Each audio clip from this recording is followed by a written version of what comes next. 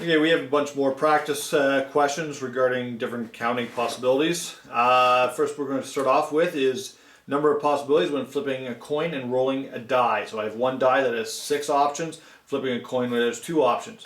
So some visual things that you can do to help yourself is the first one is a two-dimensional grid.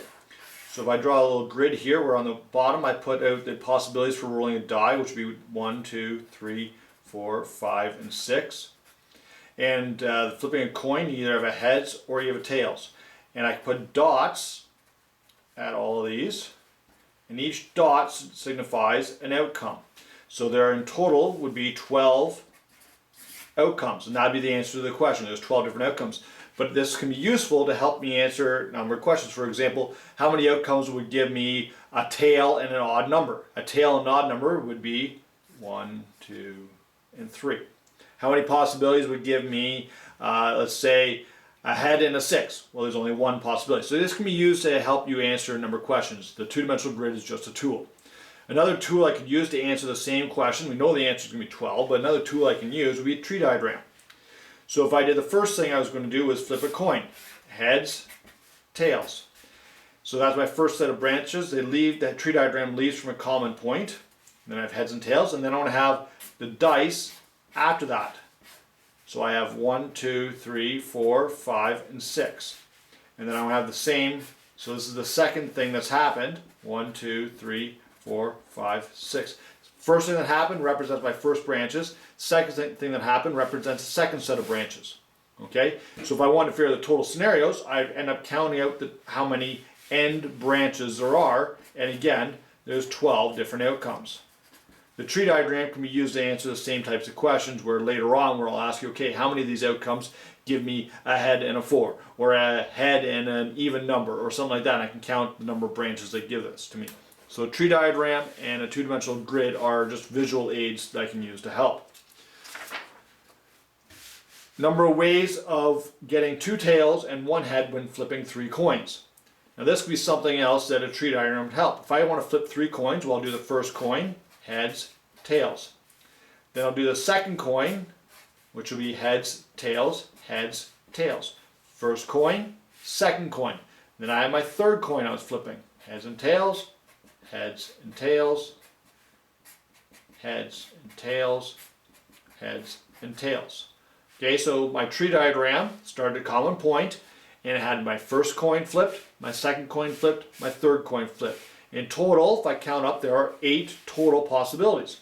But I want to know what ones give me 2 tails and 1 head. So I can count up. Okay, so 2 tails and 1 head. That is this scenario right there. That is this scenario right here. And it is also this scenario right there. So there'd be 3 scenarios in total to answer that question. Okay, you have heads, tails, tails, tails, heads, tails, tails, tails, heads. The tree diagram is used to help me visualize what's going on. Next type of question, you want to get dressed.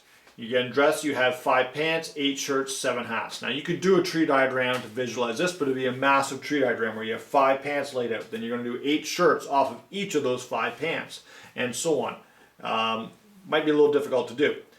So what I can do for this is simply, I have my 5 pants, I have 8 shirts, and I have 7 hats I want to wear. I want this, and this, and this. And if you remember from the last lesson, anytime you have ands, it means you multiply. So I'm simply going to have 5 pants, and 8 shirts, and 7 hats. So I multiply those together, and I'm going to have a total of 280 different outfits I can wear. So I can go 200 consecutive days of alternating things around and not wear the same thing twice. Okay. With just only those options. If it was or, so maybe it was 8 shirts or some t-shirts, then you're going to be adding instead of multiplying. But when you have ands, you multiply. Number of ways of rolling either a 6 or an 8 with 2 dice. Okay, so here's or, so that means I want to add. So ways of rolling a 6 with 2 dice. Now again, you can do a two-dimensional grid. 1, 2, 3, 4, 5, 6. 1, 2, 3, 4, 5, 6 to help you visualize what's going on. Okay? Or you can simply start listing them. How many different ways can I roll a 6? I can have a 1 and a 5, or a 5 and a 1. I can have a 2 and a 4, or 4 and a 2, and I can have a 3 and a 3. Notice double numbers you only list once. How many ways can I roll an 8? Okay, so 8 with 2 dice, so I can have a 5 and a 3 and a 5. I can have a 6 and a 2 and a 6, or I can have a 4 and a 4 for the 2 dice. Roll a 4 on the 1 dice, roll 4 on the other dice. Again, the double numbers I only write out once. So in total, there are 10 ways possible to get either a 6 or an 8. The ways of getting a 6 plus the ways of getting an 8, and then I give me a total outcome.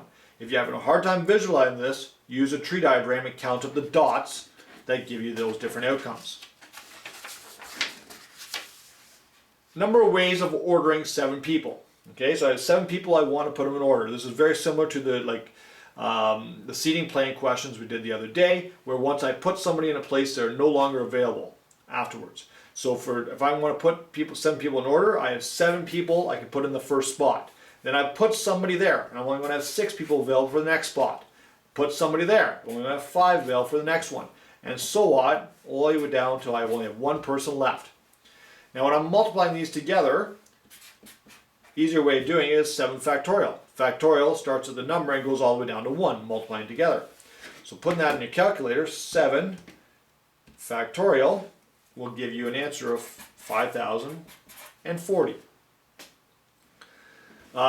Next question has Harry Potter books. There are 7 Harry Potter books and a number of ways you can put them in order.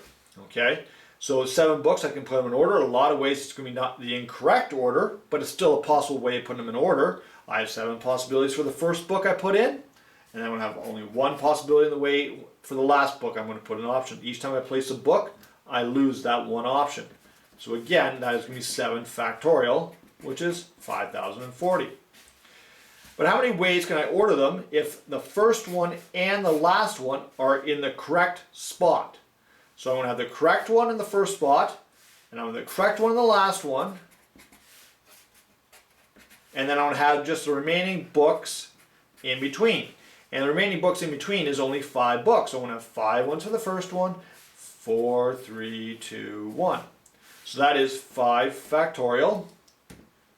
5 factorial, which is 120. 5 times 4 times 3 times 2 times 1. Passwords. So I'm going to use only lowercase letters. Okay. The first one, I'm not going to let any repetition. Okay, so there's 26 options. I'm not going to use all 26 letters. I'm only going to use 6. And if I'm not using everything, it's not 26 factorial.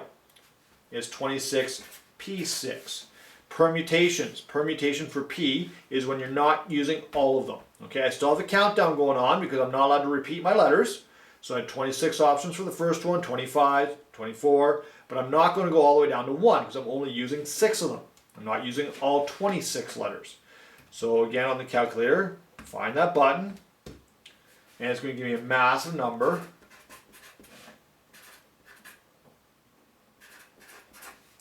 Put in. Now, if I was allowed to repeat, okay, so that means I had 26 letters for the first one, 26 letters for the second one, 26 letters for the third one, 26 for the fourth, 26 fifth, 26 times 26 times 26, 26, 26, which is 26 to the exponent of 6, because there's 6 letters that I'm going to be doing this for.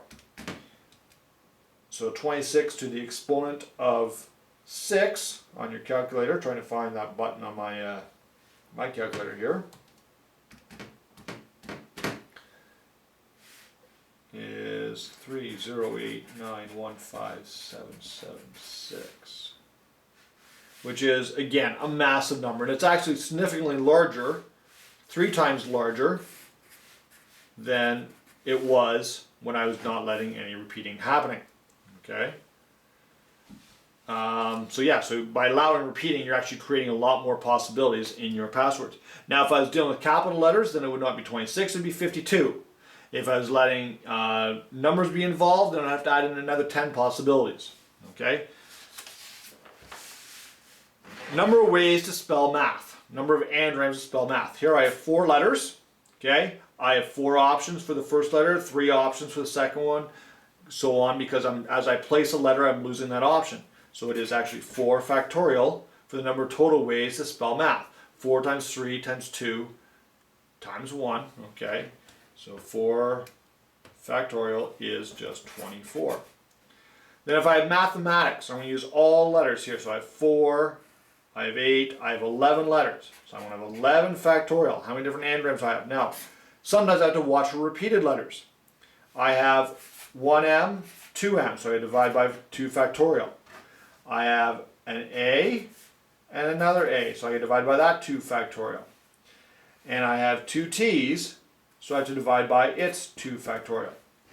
So putting it into the calculator, I have 11 factorial, large number, divided by 2 factorial, hit equals, divide by another 2 factorial, hit equals, divide by a third 2 factorial, hit equals again, and it'll give you an answer.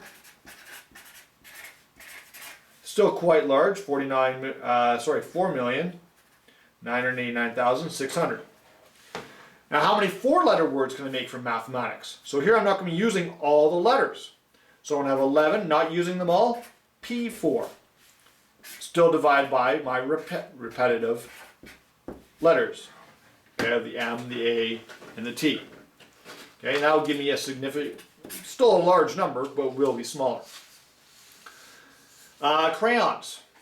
Let's say I have 4 red, 3 blue, and 5 green crayons. Now these crayons, these 4 red crayons are all the exact same. These 3 blue crayons are all 3 blue crayons are the exact same. These 5 green crayons are all the exact same. They are no different than me having the exact same letters in a word. 2 M's, the exact same. 2 A's, the exact same. So I'm going to treat this the exact same as I did the previous question. So if I want to order all these, I have 9, I have 12 crayons to put in order. As I put a crayon in, I'm losing that crayon as the next option. So it's going to be 12 factorial. I have the countdown going on. But I need to divide by my repeated crayons. Okay, just like I had to do with my repeated letters. Okay, because all 4 of those red crayons were identical. All 3 of those blue crayons were identical. All 5 of those green crayons were identical. Okay. And the last question I want to do right now is for lockers, for your lockers at school.